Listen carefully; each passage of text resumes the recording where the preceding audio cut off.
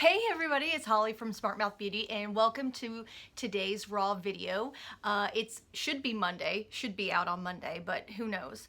But our raw videos are usually on Monday and they are raw, not edited and informal, and I get to talk about whatever I want to talk about. So actually today I'd like to do another hairdresser rant because that was kind of fun.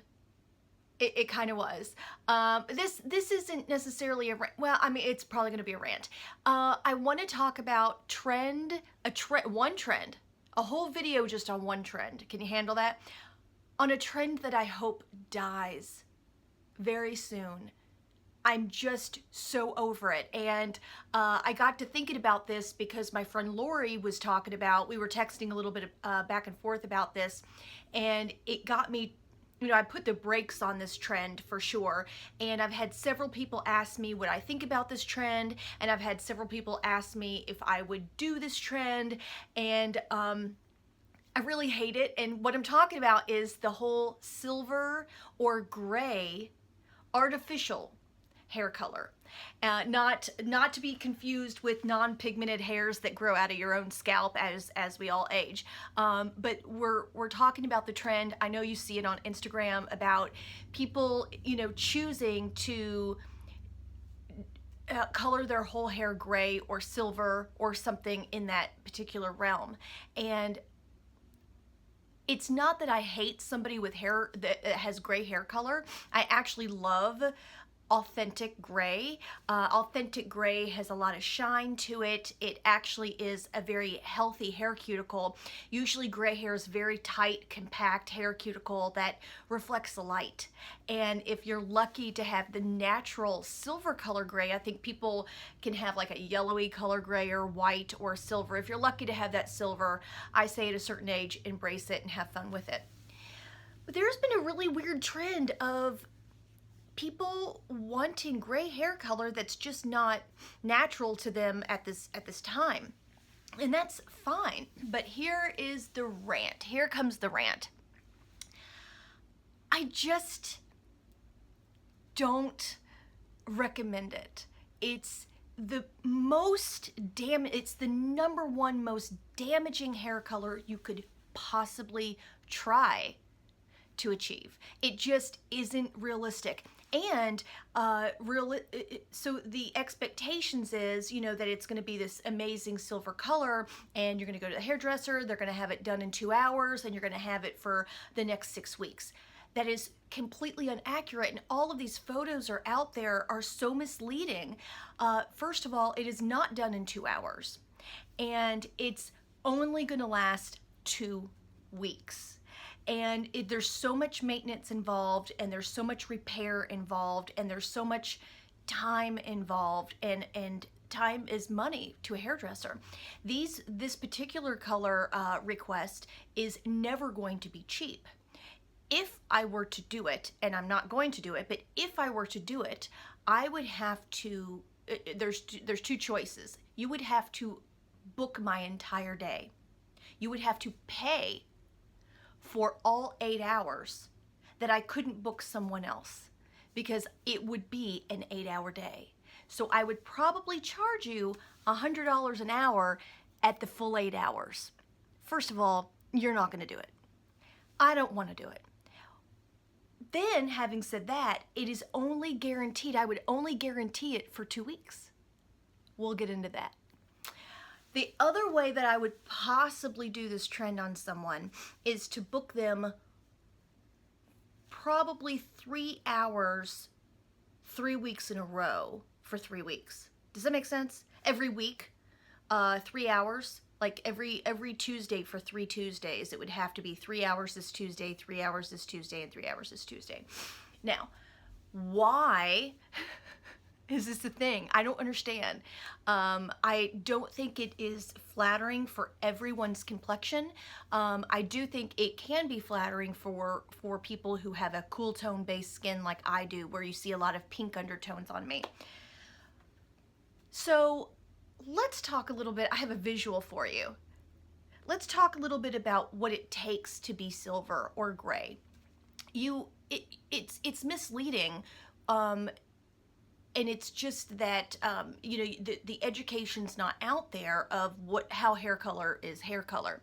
When you deposit hair color, that's one thing. If you have gray and you want to cover up your roots and you're depositing hair color, that's something completely different, and we can talk about that in another video. But in order to lighten hair color, everybody thinks you just put blonde hair color on brown hair and it becomes blonde, or you put this color on top of your hair and it becomes this color. But they don't make it, that's not how it works. You actually have to remove color. When you see a blonde out there that's artificial, it's removal of the hair color to get to the blonde. In order to lighten color, there's only one chemical, it's bleach, and it actually removes the hair color molecules. And everybody has one blue molecule, 2 red molecule, and 3 yellow molecule, and it removes it in order of the least number. So when you have somebody who's brown and they have 1 blue, 2 red, and 3 yellow, the first one that leaves is the blue because it's the only one. But you have to remember that blue was a cool tone. So when you remove that 1 blue and you still have 2 red and 3 yellow, the 3 yellow is still the dominant one. So you've lost that cool tone, that controlling. And that's just the science of it. I can go on about that for another hour, but I won't because I'm going to get to my visual. So as you're lifting, as you're removing color in these stages, it's called stages, you're lifting and lightening, and you're going through each one. So if we look at this, and here's the basic brown, and the first thing that goes is a blue tone, then you've got a purpley base red, and then the next thing that lifts out is one of the reds, which is the blue base red, and then you have this copper because you still have a little bit of that red in there to control. And then you keep lifting, and there's that 3 yellow, and then you keep lifting out that other yellow, and so you still have 2 yellow, and you keep lifting out to the 1 yellow, and you've got still like a yellow kind of color. So thinking about the stages of lightening, you have to understand what color you're going to then desire to lay over it. So when you lighten hair, you actually have to lift the hair color out, and then you have to give it a color. So people don't understand that they have to lighten something and then put a fashion color, a purple color, or a blue, or a gray, or orange, or whatever it is you're going for. Now, as we can see in that photo, if you're going for an orange color or a yellow fashion color, then that's easily attained, and you have it more authentically. But let's just go back to the gray or silver that's so trendy that I hate. If we try to lift it to here and I put gray over it, would you see it? What would that look like? If I put gray or silver over these colors, would it be a true gray? Would you see it? And what would that look like? So there's something missing from this chart. So as we go this way, you get paler and paler and paler. So when you add color on top of it, you get more authentic color. So what we don't see in this chart, though, is there should be one more diagram right here, and that's actually there should be 2. Let's say there should be 2. So we've got this pale yellow. There should be one more that's almost white, and then there should be a photograph right here of hair that's on the floor, because you're pushing it and you're weakening the hair. As you're lifting out hair color molecules and keratin and pigment and all of that stuff, you're actually weakening the hair strand. If any of you all have ever had any kind of like bleached highlights that went astray or awry, and you know what damaged hair feels like, because it's lacking that moisture, it's lacking that protein.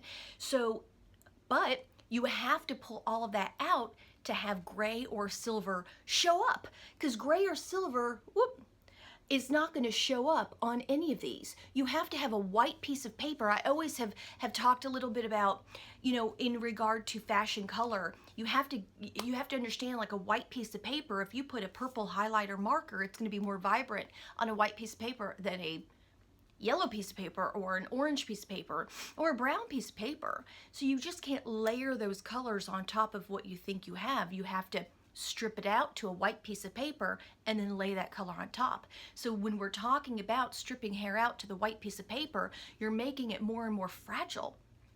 So let's go back to the, if I were to do this, and we've spent 8 hours, because, and the reason that it takes so long, going through all of this takes so long. I have to apply the bleach, which takes, 20 minutes. We have to process it, and we might only get up to here in 45 minutes. So we're only doing that jump 45 minutes. I have to then shampoo you and then blow dry you, which takes another 40 minutes, and then I have to reapply, which takes another 20, and then another 45 minutes to maybe get to this color, maybe, if we're lucky, if it's warm in the hair salon, and then shampoo you and maybe do a deep conditioning. Let the deep conditioning or Olaplex sit on as a treatment for 30 minutes to try to repair, maybe a little coconut oil mask or some other kind of reparative mask that we would have to stop and address. Then finally try to lay over that silver, which doesn't take the first time. And then we probably process that for another 45 minutes. We would probably rinse and then layer it on a second time to make it more vibrant, more authentic. Because we have removed so much from your hair, the color's not going to stay. So I always explain to people that each hair strand is like scales on a snake. So if we were able to pick out one strand and look at it under a microscope, it has scales just like a snake would have. And so if you imagine the bleach opens up those scales, so all of those scales are going to be popped off like this. They're going to be open so that you can pull out all of that pigment. The more you open it, the more pigment comes out. So you really have to open up those scales on that snake. But it doesn't really close that well. Each time that you would apply a fashion color or your desired color over it, an open scale is only going to reduce about 50%. And each time you layer over that color, it closes a little bit more, it closes a little bit more. But bleached hair is still so vulnerable. When we have these fashion colors and we maybe get in the shower and use too hot of water, those scales pop back open, and then you see all of your hair color falling down the drain. It's because of the lightening process. It's just the chemistry of hair. It is what it is. There are some products out there that has magnesium in it that will help close down the hair cuticle. But again, if your client takes too hot of a shower, and then there goes her money, her time spent, my pain of being on my feet, my pain of dealing with your hair, my pain of, oh, maybe I'm about to damage the shit out of your hair. It could be on the floor any second, and I'm smiling because I'm in the front of the mirror. It's just, I hate it. I hate these expectations of everybody's walking around with this fabulous gray hair that's probably photoshopped on Instagram. Anyway, don't get me started on that. I'm not going to do it. I want each one of my clients to have soft, touchable hair. And when you're talking about bleaching somebody's hair to white, almost on the floor, it's just not something I want to give them. So that's my rant today about how I hope that the silver or gray artificial hair color trend dies a deep, dark death. Which on a side note before I go, I'm thinking that that's probably why that all of the bobs have kind of become really trendy, which actually I'm thinking about doing. I think I'm going to cut my hair, you guys. Right? Anyway. I think that's why it's become such a trend, is because everybody who's tried the gray hair trend is now having to cut off their hair. So that was my rant for today. I hope you're enjoying Monday's rants, and have a good week, and catch up with us on Friday. And Heather and I'll be here doing a formal video doing something about being over 40. Okay, talk to you soon. See you later. Bye.